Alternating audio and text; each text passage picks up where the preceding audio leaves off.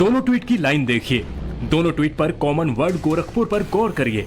पहले ट्वीट में सरकारी अस्पताल में मरीज से पिटाई का जिक्र है और दूसरा ट्वीट शोहदों से तंग छात्र के कॉलेज छोड़ने पर है।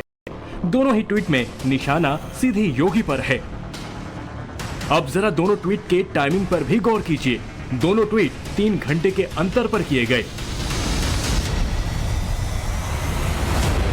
पहला ट्वीट 2 जून को दोपहर 1:37 पर हुआ। दूसरा ट्वीट 3:53 पर किया गया। राजनीति में कुछ भी बेवजह नहीं होता और यूपी में तो नेताजी बेवजह मुस्कुराते नहीं हैं। अखिलेश यादव सीधे सीधे गोरखपुर को टारगेट कर रहे हैं। गोरखपुर की कानून व्यवस्था पर सवाल उठा रहे हैं। सवाल गोरखपुर पर है, लेकिन टारगेट पर योगी आदित्यनाथ हैं। यूपी में अखिलेश यादव ने सियासत की नई शुरुआत की है। योगी को टारगेट करने के लिए नया तरीका निकाला है। योगी की पहचान अपने गढ़ गोरखपुर से है, लिहाजा इसी पहचान को अखिलेश यादव राजनीति का नया अखाड़ा बनाने की तैयारी में जुटे हुए हैं। गोरखपुर पर अखिलेश ने सवाल उठाया तो पूरी योगी सरकार एक्टिव हो गई। देखिए, अखिलेश यादव जी को लगता है कि गोरखपुर जो संभल नहीं रहा है, जिससे वो देश क्या संभालेगा या प्रदेश क्या संभालेगा, तो मैं अखिलेश जी को इतना ही कह देता हूँ, भाई आप तो पहलवानों के परिवार से आते हैं, तो 2024 आ गया है, गोरखपुर में अजमा लें, आके लड़ लें, तो उनको सब जितनी पहलवानी है उनको सब निकल के आ जाएगी और उनको समझ आ जाएगा गोरखपुर का बादशाह और राजा एक ही है, वो है योगी आदित्यनाथ। अखिलेश क्यों गोरखपुर पहुंचे हैं, क्यों गोरखपुर को इतना हाईलाइट कर रहे हैं, इसके लिए थोड़ा फ्लैशबैक में जाना होगा। समाजवादी के पॉलिटिकल बैकग्राउंड की स्टडी करनी होगी।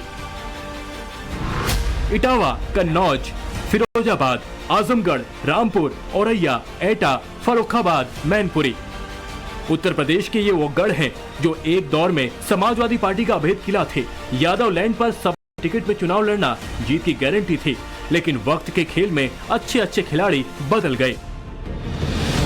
जो पार्टी प्रदेश की 224 सीटों पर काबिज थी, वो 54 सीटों पर सिमट गई। यादव लैंड का किला ढह गया। 2012 के विधानसभा की तस्वीरें, एसपी 224, बीजेपी 47।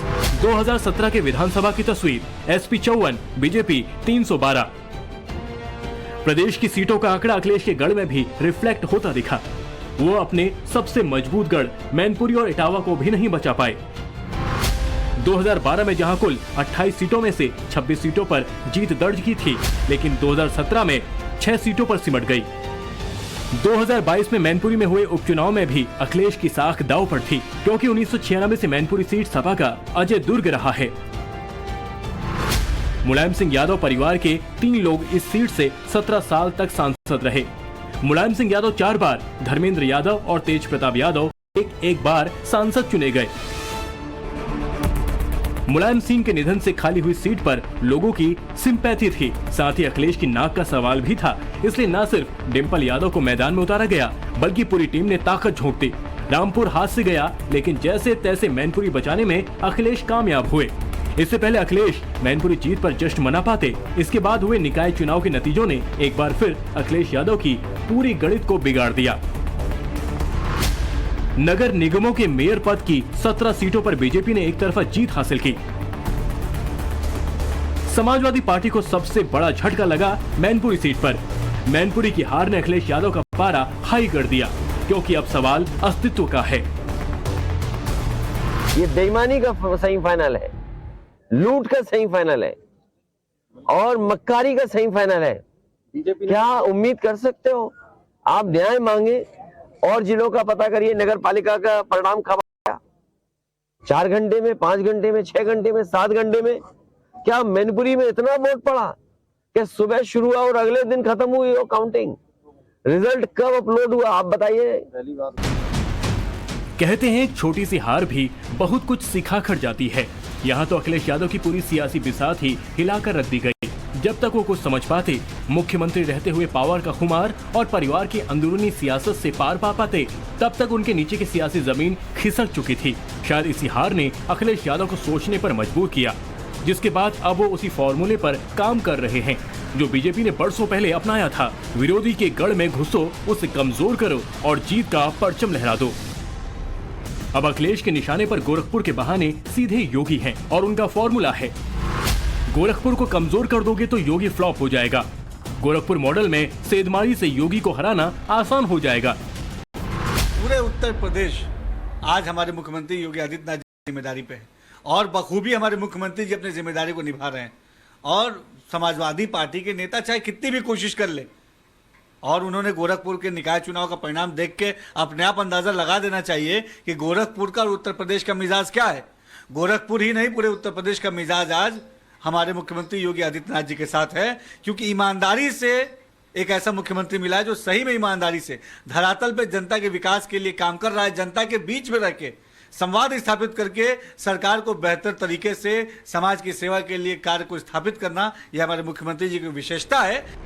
जो योगी आदित्यनाथ पूरी ठसक और हनक के साथ प्रदेश पर हुकूमत चला रहे हैं, हर चुनाव में पार्टी की जीत का परचम लहरा रहे हैं। सोचिए उसे हराने का आसान तरीका क्या हो सकता है।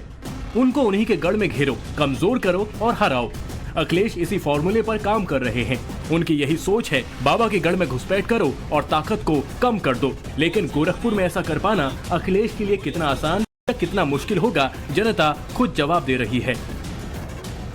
तो ये तो हर सरकारों के दौर में कम बेस होता रहा है, लेकिन अगर अखिलेश यादव को यह लगता है कि गोरखपुर में या उत्तर प्रदेश में उनसे नहीं संभाला जा रहा है, तो वो ट्विटर पे बैठ के विरोध करने से तो काम चलेगा नहीं। उनको आए, फील्ड में आए, मैदान में उतरे समाज के लिए, जनता के लिए।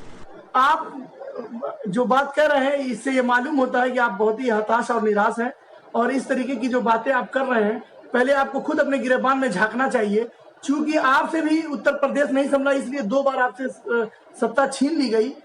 देखिए, ये एक राजनीति का विषय हो सकता है और जो भी विपक्ष में होता है वो ऐसे ही करता है। जब अखिलेश यादव जी की सरकार थी या कोई भी सरकार थी, तो विपक्ष में बैठे हुए उस वक्त के मुख्यमंत्री भी लोग या विपक्ष के बैठे हुए तमाम नेता अखिलेश यादव का भी विरोध करते थे। आज वो अपनी ड्यूटी कर रहे हैं, आप सरकार में बैठे हुए मंत्री अपनी ड्यूटी करेंगे। अखिलेश जी का सबसे बड़ा काम वो ये कर रहे हैं कि फेसबुक से कमरे में बैठ करके बहुत अच्छी राजनीति कर रहे हैं।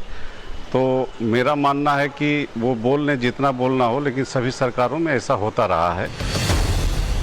यूपी की सियासत में अखिलेश यादव का पैतरा कितना काम करेगा, ये तो आने वाला वक्त बताएगा। लेकिन जिस राह पर अखिलेश यादव चल रहे हैं वो इतनी भी आसान नहीं है, क्योंकि योगी को गोरखपुर में तो क्या, पूर्वांचल में चुनौती देना इतना आसान नहीं है। योगी आदित्यनाथ गोरखपुर से कभी नहीं हारे। 1998 में 26 साल की उम्र में पहली बार सांसद बने। 2014 तक लगातार 5 बार सांसद रहे। मार्च 2017 से अभी तक यूपी के मुख्यमंत्री हैं। योगी ने सांसद रहते हुए गोरखपुर में हिंदू युवा वाहिनी का गठन किया, धर्म परिवर्तन के खिलाफ मुहिम छेड़ी, कट्टर हिंदुत्व की राह पर चलते हुए लगातार विवादों में बने रहे। इस दौरान उनकी ताकत भी लगातार बढ़ती रही और वो यूपी में बीजेपी के बड़े चेहरों में गिने जाने लगे। गणित में बीएससी किए योगी आदित्यनाथ का गणित कभी सियासत में भी नहीं बिगड़ा। उन्होंने न सिर्फ गोरखपुर पर एक छत्र राज किया, बल्कि पूरे पूर्वांचल पर वो छाप छोड़ी, जो आज भी कायम है। योगी आदित्यनाथ जी जिस तरह से अहर्निश परिश्रम करने का काम करते हैं, इसलिए आज वो उनको केवल गोरखपुर तक सीमित करना, ये कहीं ना कहीं उनके कद को छोटा करने का प्रयास है। लेकिन इसमें कहीं कोई संशय नहीं है कि अखिलेश यादव जी को अगर कोई भ्रम हुआ है कि वो गोरखपुर में जाकर के कोई समाजवादी पार्टी के लिए स्पेस क्रिएट कर सकते हैं, तो मेरी सलाह है कि वो अपना मैनपुरी बचावें, क्योंकि इस बार के लोकसभा चुनाव में हम मैनपुरी फतेह करने जा रहे हैं, जिसको अपना गढ़ बताया करते थे। आजमगढ़ को हमने ढहा दिया है, रामपुर में धूल धूसरित कर दिया है साइकिल को। तो अब मैनपुरी बचावें, वो गोरखपुर तो बहुत उनके लिए दूर होगा। गोरखपुर को साधने की शुरुआत अखिलेश यादव ने हरिशंकर तिवारी के जरिए की।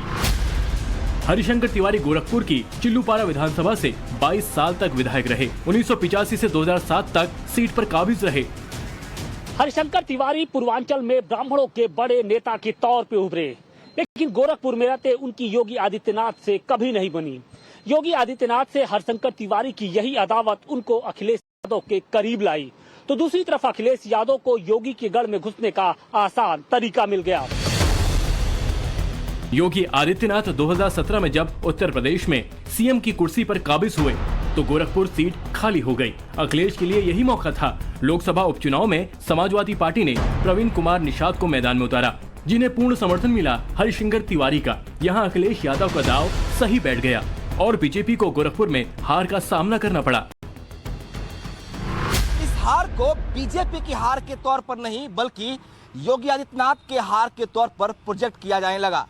यह नैरेटिव सेट किया गया कि योगी लैंड में अखिलेश यादव का फॉर्मूला काम कर रहा है। इसके बाद अखिलेश यादव भी निश्चिंत हो गए और उनकी पार्टी भी।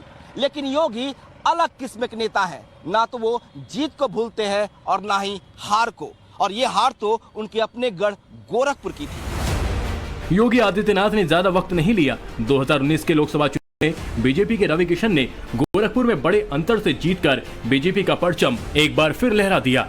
वो दिन था और आज का दिन है। योगी आदित्यनाथ ने गोरखपुर में अखिलेश यादव को कभी मौका नहीं दिया। योगी आदित्यनाथ बड़े नेता हैं क्योंकि बड़ी जीत के साथ आते हैं। उनके पास जनता का भरपूर समर्थन तो है ही, वो विरोधियों के गढ़ में सेंध लगाकर जीत की गारंटी भी देते हैं। जो काम योगी कर रहे थे, अब उसी राह को अखिलेश यादव टेक ओवर करने की कोशिश कर रहे हैं। देखना होगा कि आने वाले समय में अखिलेश यादव योगी लैंड में घुसकर बीजेपी को कमजोर करने की कोशिश में कामयाब होते हैं या एक बार फिर उनको कड़ी चुनौती मिलेगी। ब्यूरो रिपोर्ट, टाइम्स नाउ, नव भारत।